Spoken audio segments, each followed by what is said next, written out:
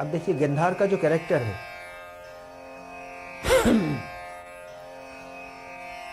सोरे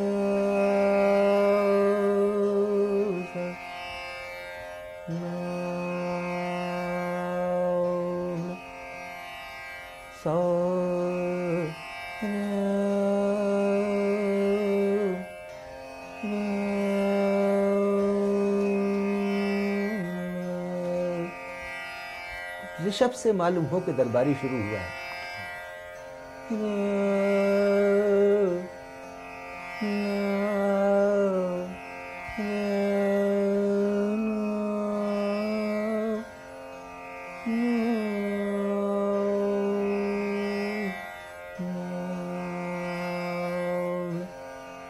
अब देखिए दूसरी तान से जैसे ही यानी कि जे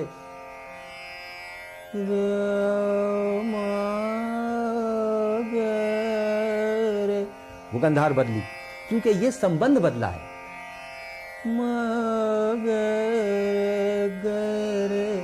सारे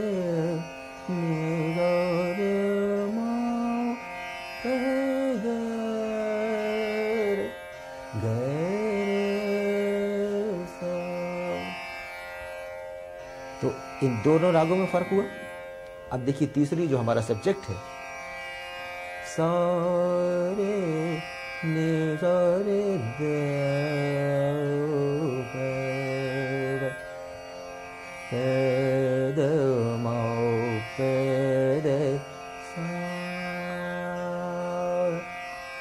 वो हो गई। सारे गरे सा रे मा पे मा पे गरे गरे सारे निगरे देव मा पे सारे गरे गरे सा। तो कितने करीब करीब यानी कि जो है ये राग मिले हुए हैं कि एक ही सुर लगाने से देसी है, एक ही तान कहने से दरबारी है, और एक ही सा कहने से जो है वो जौनपुरी है। सारे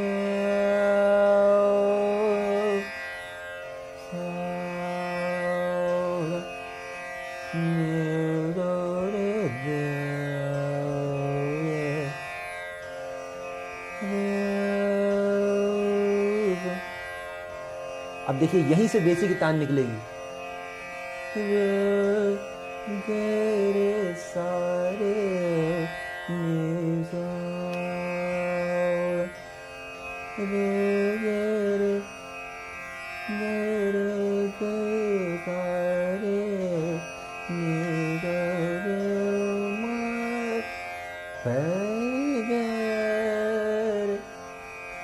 अब देखिए यहीं से यानी कि जो है वो जौनपुरी होगी।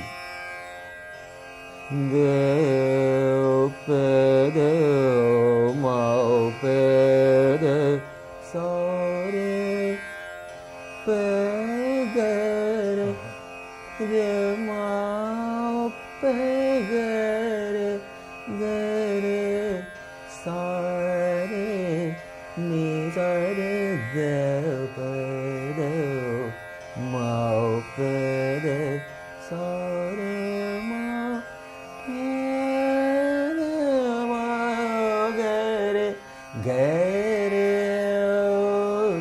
तो कितने करीब करीब यानी कि राग हैं। तो जब तक इन रागों की नॉलेज, इन रागों का ज्ञान, इन रागों की तालीम ना हो, उस वक्त तक एक जौनपुरी जनाब नहीं बच सकती, न गाई जा सकती।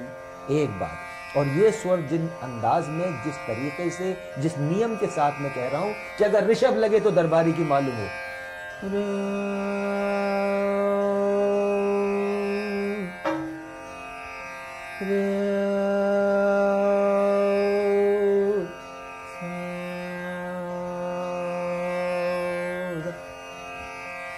कि दरबारी शुरू हुआ, और गंधार लगे तो मालूम हो कि देसी है।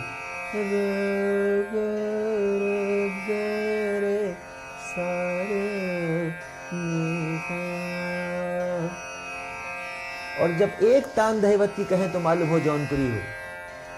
सारे सा। तो ये तीनों बातें जो साफ खोली हुई तस्वीरें हैं, तो इसको ये नियम के अनुसार है कि ऋषभ कितनी, तो गंधार कितनी सूक्ष्म। अब मैं वो नाम ले रहा हूं कि कितनी सूक्ष्म हो, कितनी अति कोमल हो, कितनी सखारी हो।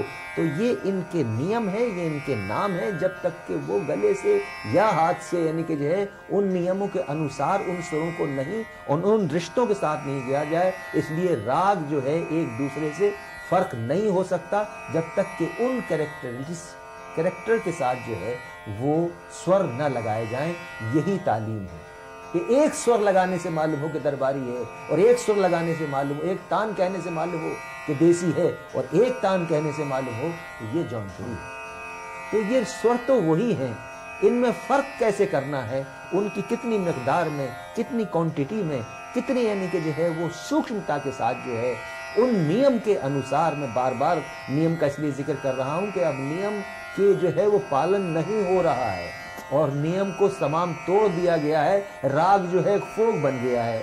तो राग फोक नहीं है, राग रंजकता है, राग एक कैरेक्टर है, और जौनपुरी उन टोड़ियों में सबकी सरदार है। क्या उस्ताद की बरसी जो है वहाँ वो 100 साल पूरे हुए थे, तो शुरू वहां से किया था। तो पहला प्रोग्राम वो बॉम्बे में था। दूसरा जो है वो रामपुर में, लखनऊ में होना था, लेकिन लखनऊ में कोई वो चीफ मिनिस्टर थे, उनकी डेथ हो गई थी, तो वीरभद्र सिंह हो नहीं पाया। वीरभद्र बहादुर सिंह आज से कोई 4 साल पहले की बात है, 91 की बात, बहुत पुरानी बात है, 91 की बात है। जी हाँ। तो उस समय जो है वो लखनऊ, तो फिर रामपुर में हुआ, फिर एक रामपुर में हुआ, उसके बाद फिर उन्होंने बेंगलोर में किया। तो बम्बई में उसी सिलसिले में आप फर्स्ट प्रोग्राम, जी हाँ, मैं उसी सिलसिले में आया हुआ था, और वहाँ मैं ठहरा हुआ था उनके सत्यशील के साथ। और जो ऑर्गेनाइजर हैं वो यहीं दिल्ली में हैं, मिस्टर वर्मा, वो यानी कि जो है मेरे साथ थे। और गोपाल दास जी, जी हाँ, मेरे साथ थे उस वक्त। बिल्कुल ओके, हाँ, याद आ गया।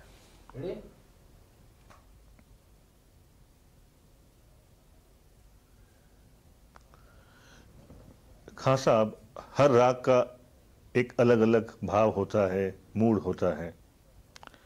तो जौनपुरी का भाव क्या है, और जब आप उसे बजाते हो तब आपके मन में किस तरह की भावनाएं होती हैं? देखिए धनेश्वर जी, हर राग जो है वो, कुछ राग ऐसे हैं कि वो हमारे जो ख़ास तौर से 9 रस हैं उस पर बांटे गए हैं, बटे हुए हैं, और उनको तकसीम किया गया है। तो हर एक राग का एक भाव है। जैसे कि इंसान के अंदर भी 9 रस हैं, 9 मुख्तलिफ किस्म के जज्बात हैं, और वो जब वो मौका आता है तो वो जज्बा उभरता है। तो कुछ राग ऐसे हैं, और ख़ास तौर से जो पुराने राग हैं, शास्त्रीय राग जिन्हें कहना चाहिए, वो जो हैं वो रसों पर आधारित हैं। समय क्योंकि इतना नहीं है, इसलिए मैं हर रस को अलग अलग करके यानी कि जो है वो नहीं कह सकता, लेकिन कुछ राग ऐसे हैं कि जो रसों पर आधारित हैं। लेकिन ख़ास तौर पर कुछ राग ऐसे भी हैं कि जब वो उसका समय आता है या वो उसकी गति बनती है तो वो रस पैदा होता है। तो मिसाल के तौर पर जैसे कि आपने यानी कि ख़ास तौर से जो है वो जौनपुरी के बारे में जो है वो मालूम किया और बताना चाहते हैं हमारे श्रोतागणों को, तो अब एक राग जौनपुरी को ख़ास तौर से हम इस वक्त डिस्कस कर रहे हैं। तो किसी भी राग में ये रस पैदा हो सकता है, लेकिन जौनपुरी जो है वो भावुक है, जौनपुरी जो है वो प्रे है, और जौनपुरी जो है वो ख़ास तौर से डिवाइन लव जिसे कहते हैं कि वो आराधना के तौर पर जो है वो आता है। अब मैं उन सुरों में मिसाल दूं, मोहम्मद ज़ैदी साहब तानपुरा छेड़ें, सो सो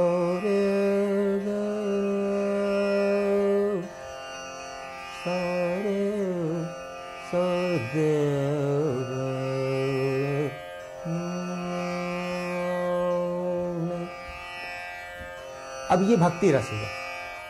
अब इसी में यानी कि एक खास यानी कि अंग है कि जिस वक्त के आप अगर श्रृंगार में इन सुरों को यानी कि कहेंगे, जब आपका मिजाज बदलेगा, जब राग की गति बदलेगी, जब स्वर बदलेंगे, सुर से बदलेंगे मतलब ये है कि उनकी गति बदलेगी। तो देखिए रे मावे रे मावे गे रे गे रे गे रे नि सा रे मावे गे रे तेरे रे ने री रे तो न रे न रे नु ने मावे रे सा रे गे रे गे रे सा रे नि सा रे मावे रे मा दे मावे गे रे मावे गे रे मावे रे मावे गे रे सा रे नी नी सा पे दे सा रे गे रे सा रे मा पे गे रे सा। अब ये स्वरों का नृत्य शुरू हो गया। तो ये है श्रृंगार।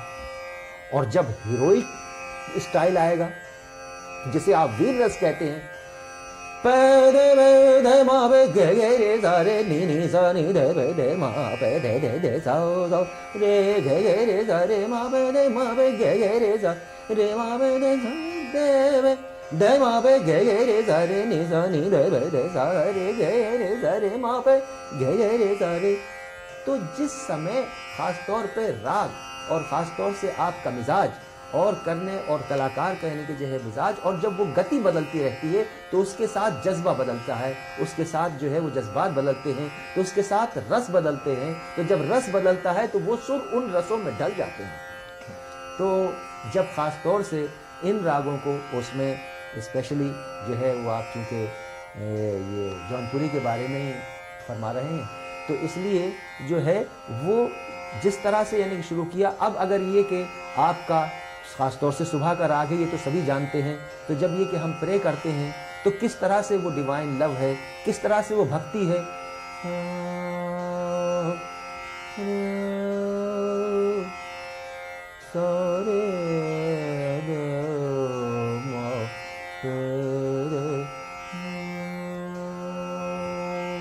अब ये तो आराधना हुई, ये तो उस ईश्वर की याद हुई। तो ये हम जब उसको याद करते हैं, जब हम उसकी पूजन करते हैं, जब उसकी इबादत करते हैं, तो इन सुरों में इस तरह कहेंगे। और जब हम यानी कि जो है ख़ास तौर से जो यानी जिस तरह मैंने अर्ज़ किया उसको फिर दोहरा रहा हूँ मैं कि रे मावे गे रे सा रे नी सा रे मावे गे रे मावे गे रे सा रे नी सा रे मावे गे रे सा रे नी सा नी दे मावे रे सा रे नी सा। तो ये गति बदली है, लय बदली है, उसका अंग जो है वो नहीं बदला है इन सुरों का, लेकिन गति बदली है। तो जब गति बदली है तो उसको यानी कि जो है वो उसका रस भी बदला है। और जब उस वीर रस में अगर इन सुरों में कहा है तो उसकी भी एक लय है, उसकी भी एक गति है। वो आप उसे कहते हैं कि साहब ये गमक अनुसार है, तो वो गमक का अंग है, तो वो होदक का अंग। लेकिन गमकास और होदक का अंग किस जगह किस रस में अप्रोच करेगा, ये जब उसका मौका आएगा, जब आप अपने ऊपर वो मूठ तारी करेंगे तो उस वक्त यानी कि जो है मौका आएगा। इसलिए राग के भाव गति अनुसार सुरों के साथ बदलते रहते हैं।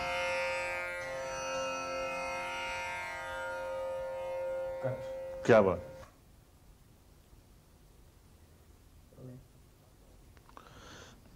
खान साहब जनाब, संगीत का इंसान की जिंदगी में क्या मकसद है?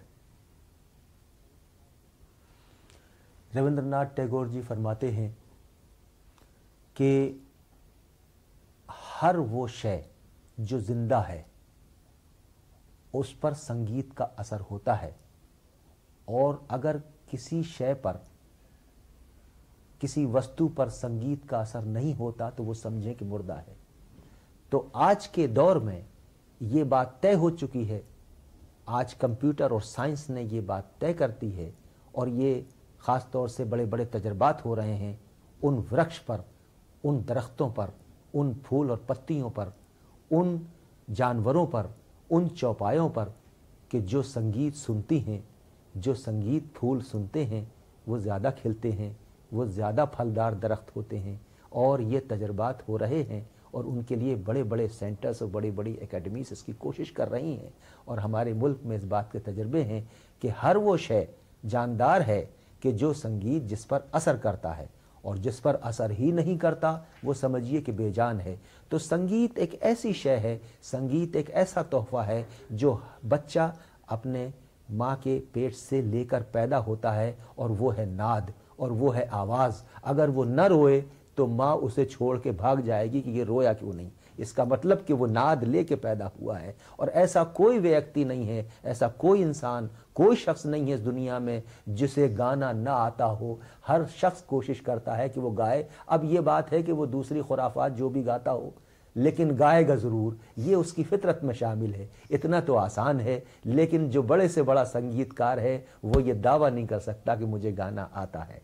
कि जिनको आता है, जो सीखते हैं, वो ये दावा नहीं कर सकते, वो क्लेम नहीं कर सकते। इतना मुश्किल है जब सीखने के बाद तो आर्ट की तरह करना, क्योंकि नाद जो है, मेरा मतलब है, वो बच्चा लेके पैदा होता है। अब उसका प्रयोग किस तरह करना है वो गुरु बताता है, वो गुरुजन बनाते हैं, वो उस्ताद बताता है। आज सबसे बड़ी बदनसीबी और बदकिस्मती की बात यह है कि तालिबे इल्म और विद्यार्थियों ने उन गुरुजनों के पास जो अब रह गए हैं, और वो चंद हैं, वो उनके पास जाना या उनके दरवाज़ों से यानी कि जो है वो भिक्षा लेना या उनकी खिदमतें करना या उनसे समझना या उनके पास बैठना जो है वो छोड़ दिया है, जिसकी वजह से वो गुमराह हो गए हैं। और बाहर जितनी भी खुराफात की म्यूज़िक चल रहा है वो उसके पीछे ही भाग रहे हैं। वरना तो ये एक बड़ी अजीब बात है कि विदेशी जो हैं वो हमसे सीखने के लिए वो यहाँ आ रहे हैं, और हम जो हैं वो विदेशियों की म्यूज़िक के पीछे दीवाने हुए चले जा रहे हैं। तो हमारे संगीत में, हमारे इस शरीर में वो रचा, हर इंसान के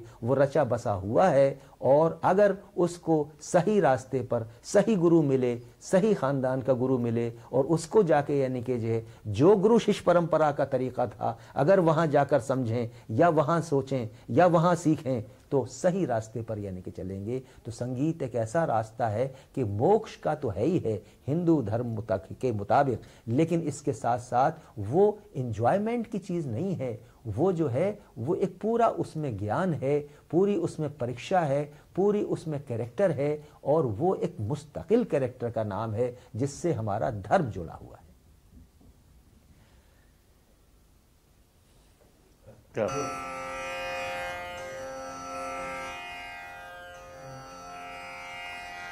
जी साहब, आप कुछ फरमा रहे थे? मैं ये पूछ रहा था कि आपको संगीत की प्रेरणा कैसे मिली? सबसे पहले मैं आपसे ये अर्ज करूं कि ख़ास तौर से ध्रुपद, वीणा, पखावज, ये बड़े पुराने हमारे यानी कि जो है वो सभ्यताएं हैं, कल्चर हैं। तो बीनकार को बनने के लिए उसको बड़ी 3 मंजिलों से गुजरना पड़ता है। पहली तो ये है कि उसको सुर अध्याय, सुरों का ज्ञान कराने के लिए सभी को करना है, जो है वो ध्रुपद सीखना ज़रूरी है। वॉइस कल्चर, जिसे आज यानी कि लोग कह रहे हैं वॉइस कल्चर, कि किस तरह से उन सुरों का प्रयोग किया जाता है, ये वॉइस कल्चर की तालीम होती है। उसी के साथ ध्रुपद की तालीम भी होती है। तो जब ध्रुपद जो है वो यानी कि जो है याद करना पड़ता है गले से। भाई जब तक याद नहीं होगा, जब तक जहन और दिलो दिमाग में नहीं होगा, उस वक्त तक जो है वो आप बजाएंगे क्या? तो पहली मंजिल तो वो गुजरी। दूसरी मंजिल सितार की है, और वो भी 3 अंग सितार। आज तो गायकी अंग सितार भी है और दूसरे अंग भी है सितार में। तो इसलिए बहरहाल मेरा एतराज़ नहीं है, ये मालूमात है जो लोगों को मैं दे रहा हूँ। लेकिन 3 अंग सितार जो कि वीणा के टेक्निक के साथ और कुछ वीणावाद के ख़ास एक्सरसाइज, जिसे वीणावाद के पलटे कहते हैं, वो सितार उसमें, और उसके साथ साथ जो है वो गत्तोड़ा भी, जो पुराना स्टाइल था, वो भी बताया जाता है।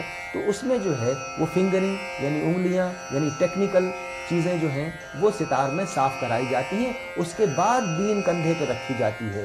तो अब ये 10 साल, 12 साल, 13 साल, 14 साल जो है जब गुजार दिए जाए तो आखिरी डिग्री जो है वो बीनकार की है। इसलिए लोग बीनकार घरानों के और बीनकारों के बेटे सितार पर ही आकर रुक गए।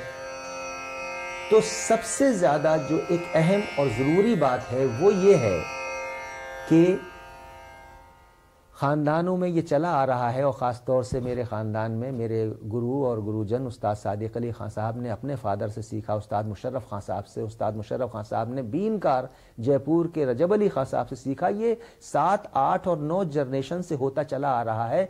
तो जिस तरह से एक सोल्जर की, एक सिपाही की ट्रेनिंग दी जाती है कि उसे वॉर फील्ड में जाकर जान देना है, जंग में हर सिविलियन जाकर जो है वो मैदान जंग में नहीं लड़ सकता कि तोप के सामने खड़ा हो जाए, नहीं, बल्कि उसकी ये तालीम में शामिल होता है, ट्रेनिंग में शामिल होता है, इंटेंसिव केयर में उसको ये तालीम दी जाती है कि तुझे जान देने के लिए तैयार किया गया है। जब मुल्क पर, जब देश पर ऐसा वक्त आए तो तुझे वहां जाना है और अपनी जान दे देनी है। तो आज अगर आप किसी से कहें कि जाकर जान देनी है तुम्हें, तो ये हर सिविलियन तैयार नहीं होगा। इसी तरह से बीनकार को तैयार किया जाता है कि तुम्हें गाने पर नहीं रुकना है, ये जो है ये तालीम है बीन के लिए, तुम्हें सितार पर ही नहीं रुक जाना है। वरना बड़े बड़े बीनकारों के बेटे सितार ही पर रुक गए। क्यों रुक गए? क्योंकि उन्हें उसमें बहुत कम वक्त में फ़ायदा ज़्यादा चाहिए था, उन्हें नाम ज़्यादा चाहिए था, पब्लिसिटी ज़्यादा चाहिए थी। लेकिन बीनकार के लिए ज़रूरी है कि उसको तपाया जाता है, जिस तरह से कुंदन बनाने के लिए उसे ये तैयार किया जाता है कि इन मसाइब पर, इन मुश्किलों पर, इन मुसीबतों से तुम्हें गुजरना है और बीनकार जो है बनना है। क्योंकि ये कोई आसान बात नहीं है। जिस तरह से मैंने मिसाल दी एक सोल्जर की, एक सिपाही की, इसी तरह से बीनकार को उन तमाम मंजिलों से गुजरकर पहुंचना, क्योंकि ये एक अंधकार है, उस अंधकार में ये एक तीर छोड़ना है कि वो उस मंजिल पे पहुंचेगा या नहीं पहुंचेगा। तो उस वक्त जो है वो तो घरानों में जो बीनकार घराने थे उसमें यानी कि बीनकार कम से कम 13 और 14, आज से 50 साल पहले भी 4 थे। लेकिन अब सबसे ज्यादा कहत ये होता चला आ रहा है कि लोगों में ये अजीब, एक खासतौर से कलाकारों में, खानदानों में ये एक अजीब अफवाह फैला दी गई है, और ये फैल गई है कि ये इतना मीठा यानी कि जो है वो फल हो गया कि जो खाने के लायक न रहा। ऐसी बात तो नहीं है। यानी कि जिस वक्त जो थी, जब सूरज सिंह जी के ज़माने में, आज से कौरव पांडव के ज़माने में उनकी शागिर्दें बजाया करती थीं, यानी कि जो महिलाएं बजाती थी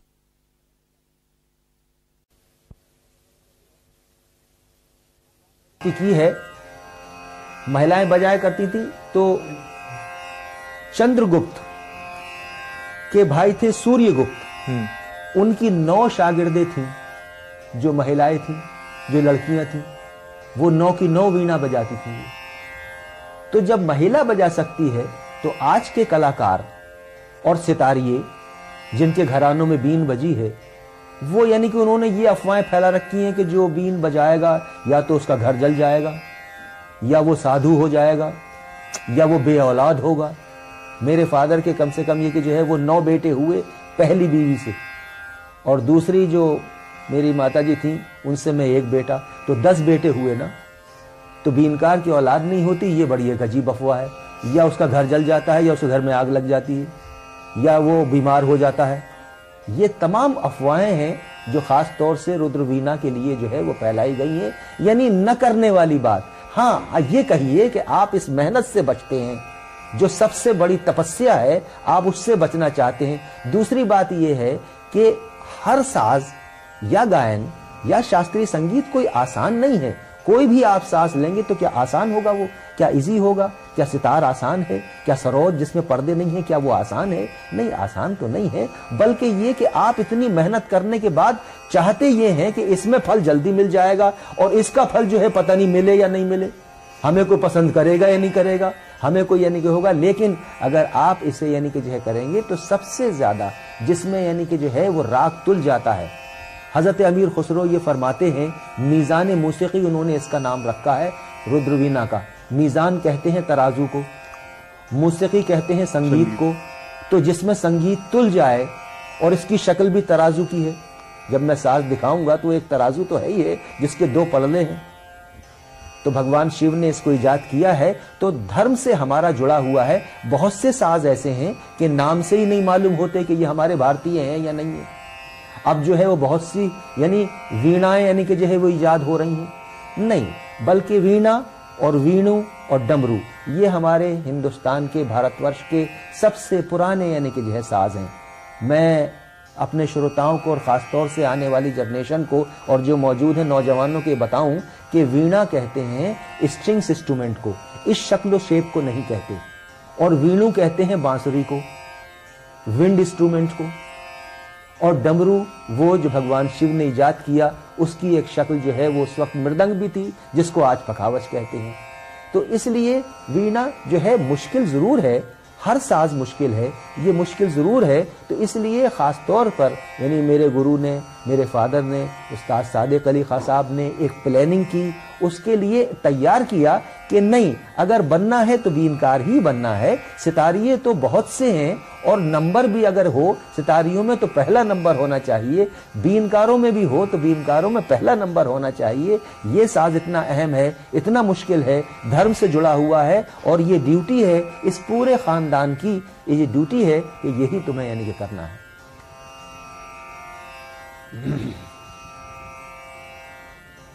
वाह, क्या बात है।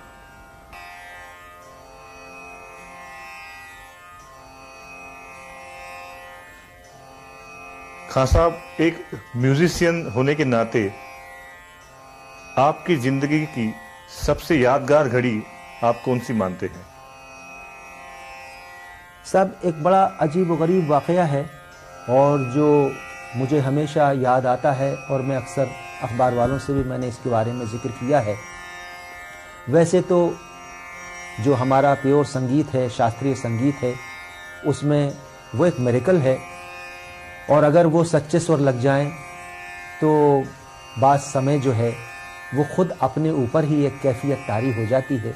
ये तो अपनी जगह है, लेकिन मैं बहुत पहले की बात अर्ज कर रहा हूँ। 1978 या 79 में जब मैं ऑस्ट्रेलिया पहली बार यानी कि जो है टूर कर रहा था, तो हॉल में मैं परफॉर्मेंस दे रहा था। आलाप भूप कल्याण का मैं आलाप कर रहा था, मुझे वो राग भी याद है। तो दरमियान में कोई शायद मुश्किल से 15 या 20 मिनट हुए होंगे कि एक कपल बैठा हुआ था बीच में, दरमियान में उनके साथ कोई 13 या 14 साल की एक लड़की थी जो बैठी थी और उसने एक चीख मारी। वो चीखी, मैं एक लम्हे के लिए, एक सेकंड के लिए मैं रुका कि क्या वाकया हुआ। बस खामोशी हो गई।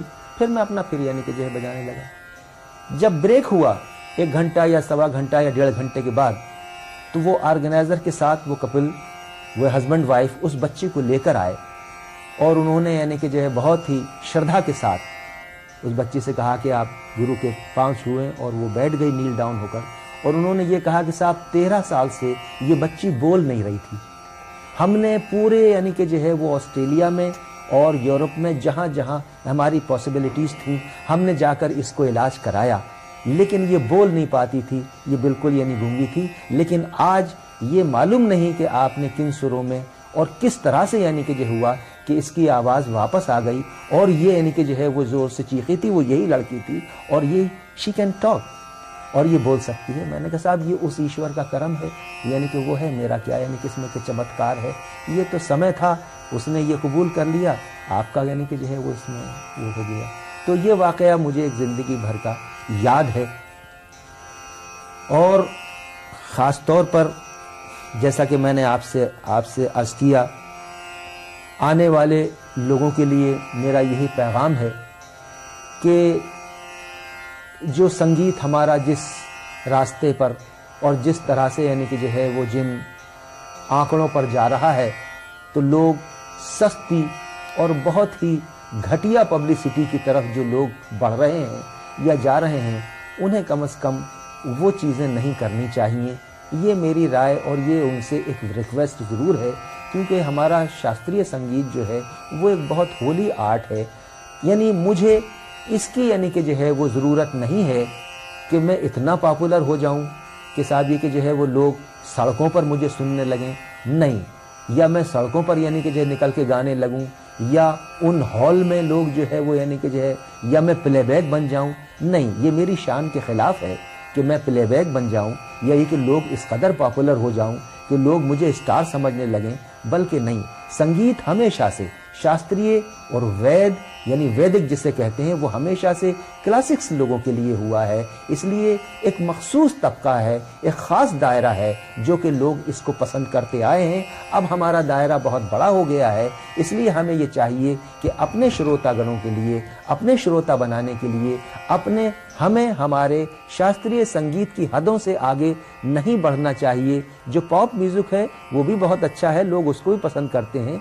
हम उसकी नकल करें कि हम पॉप हो जाएं या कि हम इतने सस्ते हो जाएं, हमारी इसकी कोशिश जो नहीं होनी चाहिए। हमें अपने नियम का पालन करना चाहिए। लोग, अगर हम सच्चाई पर हैं, हमारा शास्त्रीय संगीत वाकई सच्चा है, तो हम उससे इलाज भी कर सकते हैं, हम आपका मर्ज भी दूर कर सकते हैं, हम आपको खुश भी रख सकते हैं, हम अपने आप को रूहानी इलाज भी कर सकते हैं। लेकिन हमें वो पब्लिसिटी नहीं चाहिए कि जो स्टार्स की होती है, क्योंकि हम स्टार्स नहीं हैं बल्कि विद्वान हैं। क्या बात।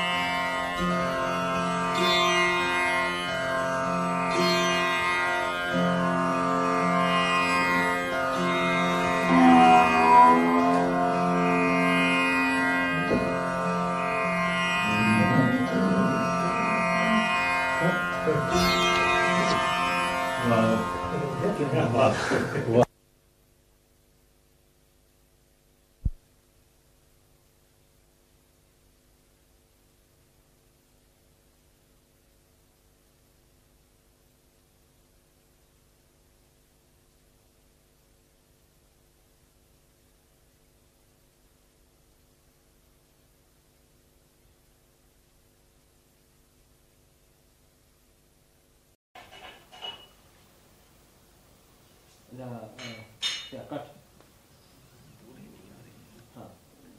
हाँ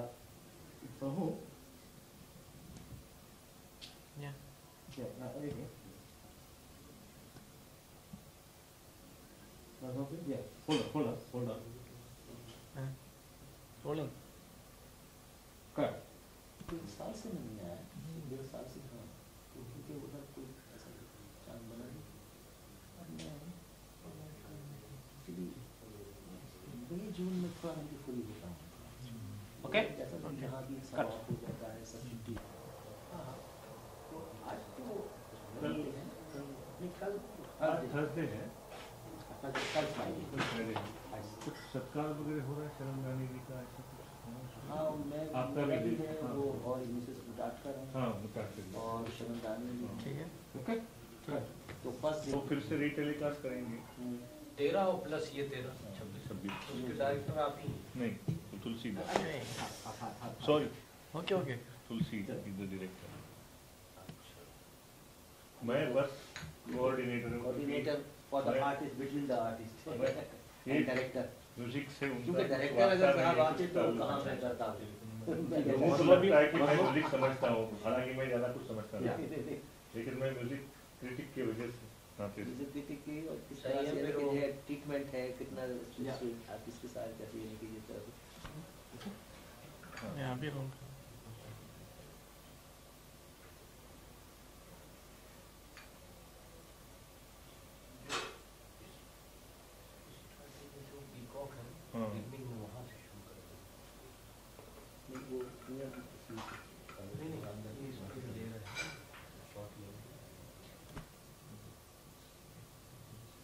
एकदम स्लो है।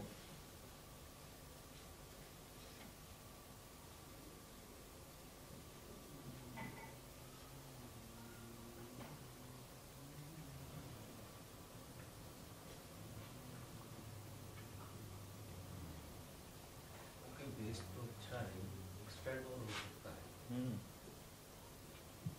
अलग-अलग गानों को ये बहुत मुश्किल है, लेकिन बनाना बहुत मुश्किल है।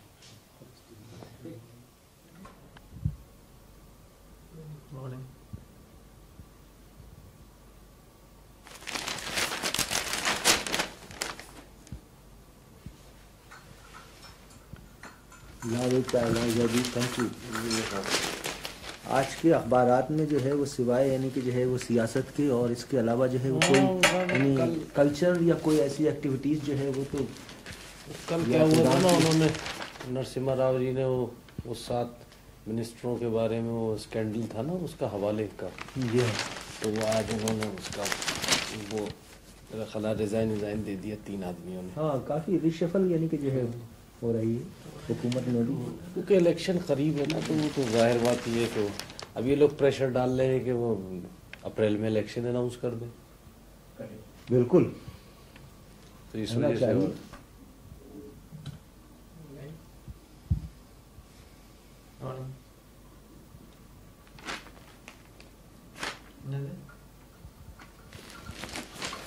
लाओ भाई चाय लाओ। Thank you.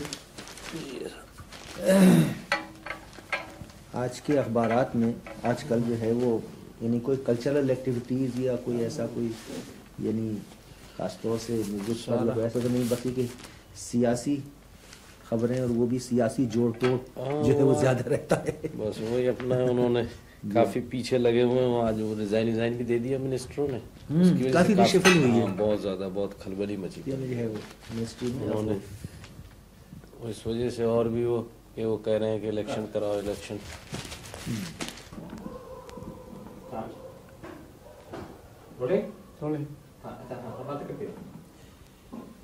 टीवी मीडिया भी ये बड़ा एक अजीब हो गया है आजकल, कि उसमें ना ही कोई अच्छा म्यूजिक आता है, ना कोई शास्त्रीय संगीत का कोई अच्छा यानी कि जो है वो होता है, और ये कि जो है वो सीरियल्स की इस कदर भरमार यानी कि हो गई है कि अब लोगों को याद भी नहीं रहता वो कि साहब पिछले हफ्ते क्या देखा था और इस हफ्ते क्या देखा था। लेकिन ये कि लोग जो है वो इस कदर एक टीवी का बुखार उनको यानी कि जो है हो गया है कि वो देखते ही रहते हैं। अब फिल्म का भी एक बड़ी अजीब यानी कि वो है, अब 4-4, 5-5 फिल्में ही आ रही हैं और दूसरे ड्रामे ही आ रहे हैं, सीरियल ही आ रहे हैं। तो सीरियल देखते देखते एक चीज जिसकी ज्यादती हो जाती है उसका यानी कि जो है वो खास तौर से यानी कि ये होता है कि फिर उससे दिल उब जाता है और भर जाता है। तो कुछ ऐसे प्रोग्राम्स खास तौर से होने चाहिए टीवी के भी कि जिसकी वजह से जो है वो बेहतर हो।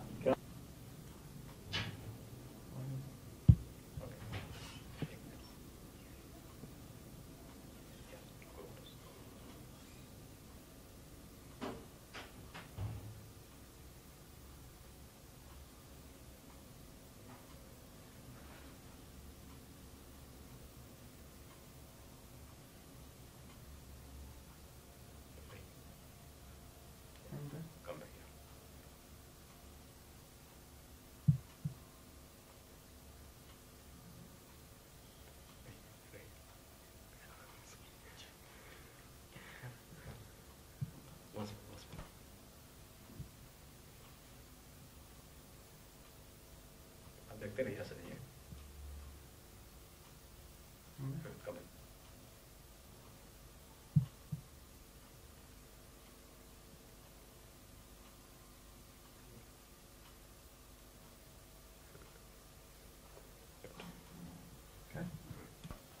ऊपर से भी एक मिनट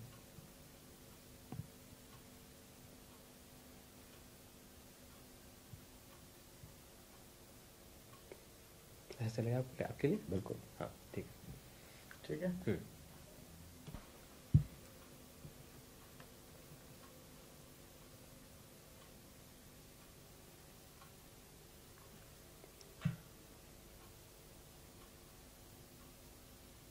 ठीक। ओके, अच्छा, the whole thing in a full frame, yeah.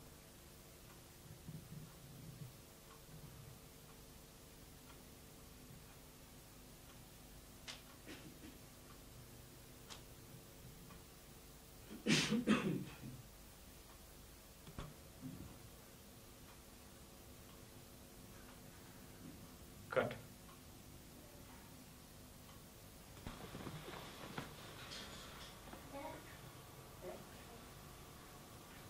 Barry.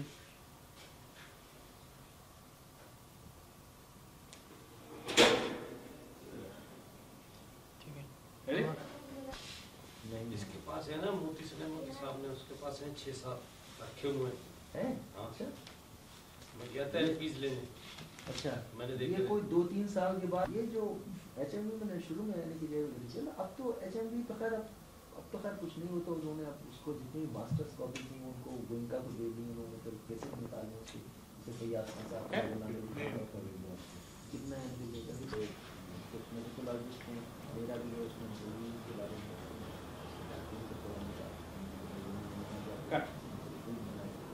उनके बारे में क्या मालूम है।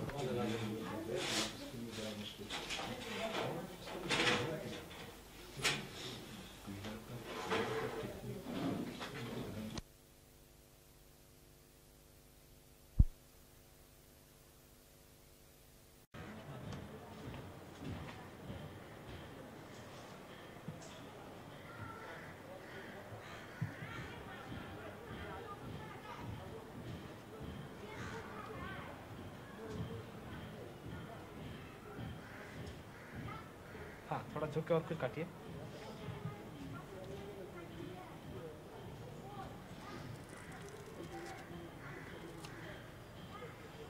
कट। फाइन और एक ले लें।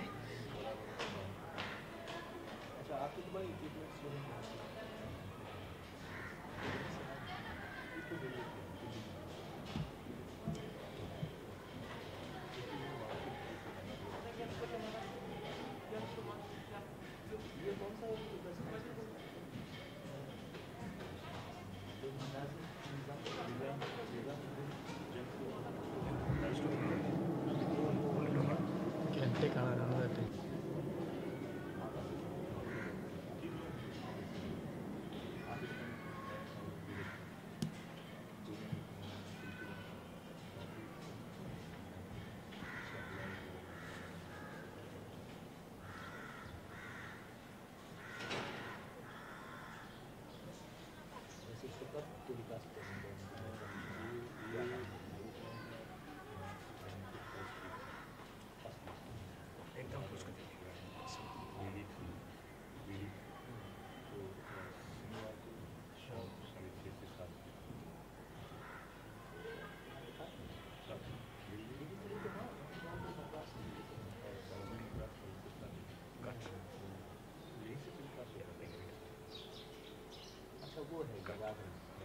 इसमें focus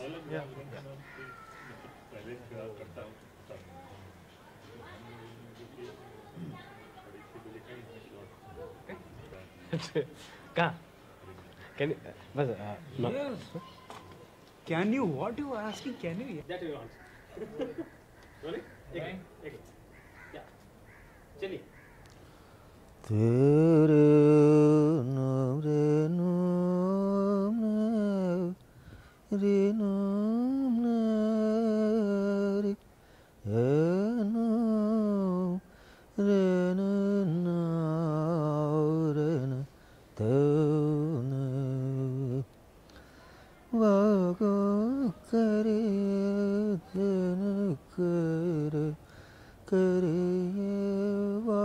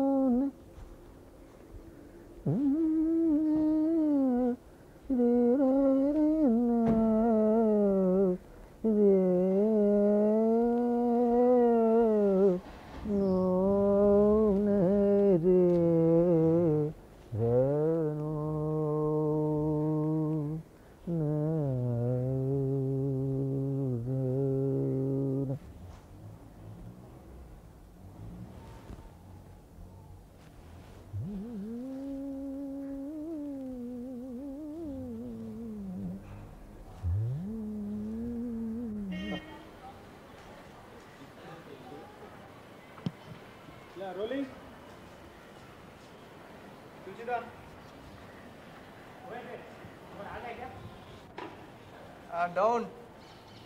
Okay? Okay. He's going to start? Ah. Okay, sit.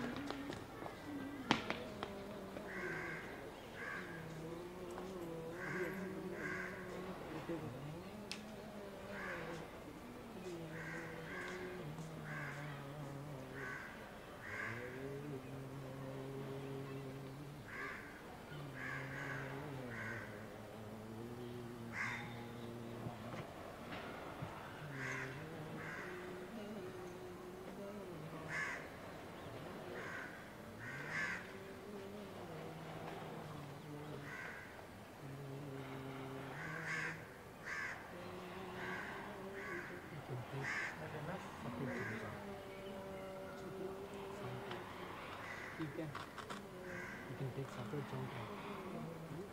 You can post the sound on this issue. Super.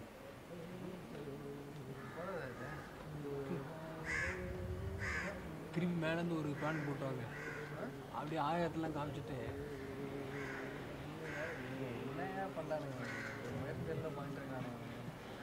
அப்படியே அந்த எல்லோ ஸ்டிண்ட் அங்கே இருக்குது பார்த்தீங்களா மேலே எக்ஸ்போஜர் இருக்குது அதுக்கு வேறு சேஞ்ச் கட் பண்ணிடுங்க போட்டுமா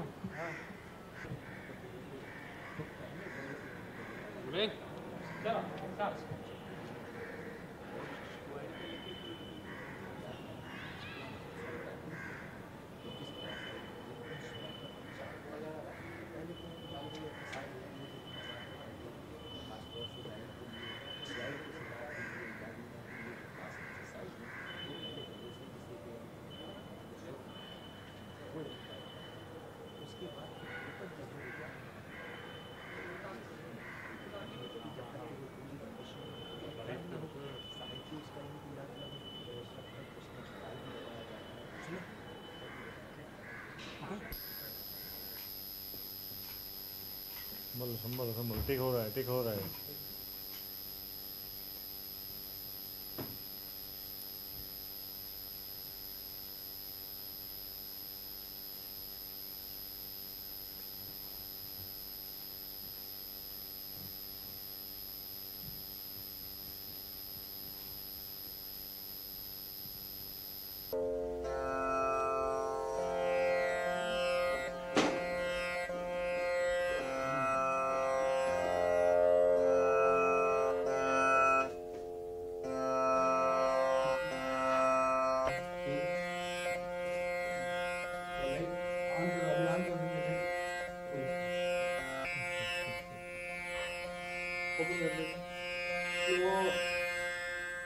Open.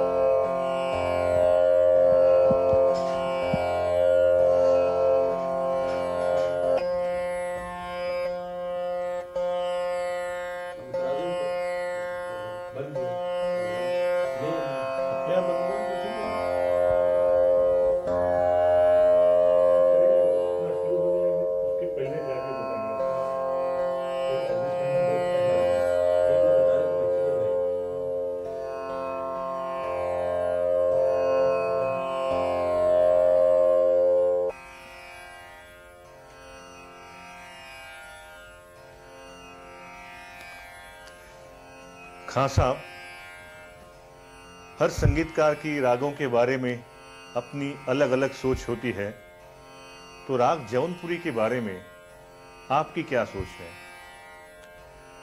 पहला तो ये कि राग एक मुस्तकिल और परफेक्ट कैरेक्टर है। जिस तरह से बच्चा बढ़कर जवान होता है और बूढ़ा होता है, उसी तरह से राग उन ख़ानदान की गोदों में पलकर जवान होता है और वो एक कैरेक्टर होता है जिसमें एक सच्चाई है, जिसमें एक धर्म है, जिसमें एक समाज है और जिसमें एक कल्चर है। राग किसी धुन का, राग किसी कंपोजिशन का नाम नहीं है और राग किसी ख़ानदान का नाम भी नहीं है, ना ही कोई बड़ी जगह का नाम है। राग का मतलब है रंजकता। तो राग में जो रंजकता होनी चाहिए वही राग जो है वो बेहतर है और वही राग जो है एक कैरेक्टर है। इसको रंजकता पाने के लिए राग के कुछ उसूल हैं, राग के कुछ कायदे हैं, राग के कुछ नियम हैं और वो नियम हैं उन होली बुक्स में जिन्हें हम शास्त्र कहते हैं। तो शास्त्र अनुसार जो राग की परिभाषा है, जो राग का मतलब है, वो कोई गाना या गीत या फोक या बंदिश ये नहीं है। उन रागों में बंदिश होती है, ये एक अलग बात है, लेकिन राग का मतलब है रंजकता, कि उसमें कैफियत पैदा होनी चाहिए, उसमें जो है रंजकता होनी चाहिए, उसमें वो खूबसूरती होनी चाहिए और उस खूबसूरती को लाने के लिए कलाकार को, संगीतकार को और जो परफॉर्मर्स हैं उनको उन उसूलों का पालन करना चाहिए जो शास्त्र अनुसार हैं। उसके कुछ नाम हैं, उसके कुछ नियम हैं। जब तक उन नियम का पालन नहीं करेंगे, राग जो है वो एक फोक नहीं है, कि जो मैंने बार बार इसको कहा है। तो राग का मतलब है रंजकता, और रंजकता करने के लिए कुछ उसूल हैं राग के जो कि हमें पालन करना है, और वो बच्चों की ज़बान पर भी है और आजकल तो किताबों में बहुत पढ़ाया जाता है। हर गुरु, हर ख़ानदान में उसकी शिक्षा दी जाती है। ये सिर्फ वाद, संवाद, अनुवाद, विवाद नहीं है, बल्कि कुछ और उसूल भी हैं कि जिनको राग जिन पर आधारित है। तो जो लोग राग की परिभाषा जानते हैं, वो मतलब जानते हैं, जो उसके उसूल के पाबंद हैं, वो कभी ये नहीं सोचते कि कोई नया राग बनाया जाए, बल्कि उन रागों के वो उसूल परफेक्ट हैं और नियम हैं और इस तरह के हैं कि उसमें मज़ीद कोई गुंजाइश नहीं है आपको ईजाद करने की। तो इसी तरह से राग जौनपुरी के बारे में जो आपने अर्ज़ किया, इसकी ये टोड़ी में शामिल है। तो हमारे यहाँ जैसे 18 कानरे हैं, इसी तरह से 12 कानरे हैं, 18 कल्याण हैं और 9 टोड़ियाँ हैं। उस 9 में से एक जौनपुरी है जिसको हम टोड़ी मानते हैं। अब टोड़ी के बहुत से इसमें यहाँ पर यानी मतभेद है कि कुछ टोड़ी के प्रकार ऐसे हैं कि जो कि आसावरी ठाट पर आज के दौर में माने जाते हैं और कुछ किसी दूसरे स्केल पर। ठाट की इजाद चूँकि बाद में हुई है और हमें तालिब इल्म को, विद्यार्थियों को समझाने के लिए ठाट कहना बहुत ज़रूरी है, वरना तो आजकल आपने आसावरी को कभी तीवर ऋषभ से न सुना होगा। तीवर ऋषभ जो है वो जौनपुरी में है या देसी में है, इसलिए या दरबारी में है। तो तो मैंने ये 3 रागों का खास तौर से नाम इसलिए लिया कि सिर्फ ऋषभ लगे, सिर्फ सा लगे, सिर्फ मध्यम लगे या सिर्फ धैवत लगे तो मालूम हो कि ये जौनपुरी है, और सिर्फ उसका औचार यानी कि मालूम होना चाहिए कि ये देसी है और ये दरबारी है। मैं आपको फॉर द एग्जाम्पल यानी इसके तजर्बे के तौर पर आपको मैं अभी सुनाता हूं। छेड़िए भाई, देखिए एक ही सुर है, जिस तरह से सा सा रे मा पे गे रे सा रे नी सा। देसी रे मा पे गे रे, सुरों में इसलिए कह रहा हूं ताकि लोग पूरी अच्छी तरह समझें। अब देखिए इन्हीं सुरों में जो है वो जौनपुरी सोरे मा पे मा पे